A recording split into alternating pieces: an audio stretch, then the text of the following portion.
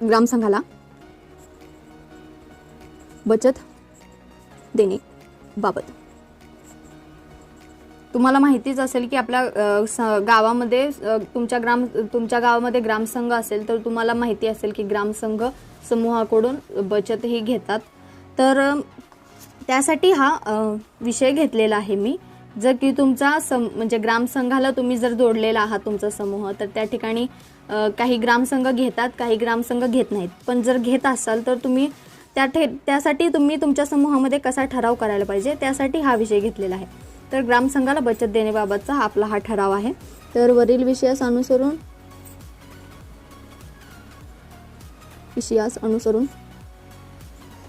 समूह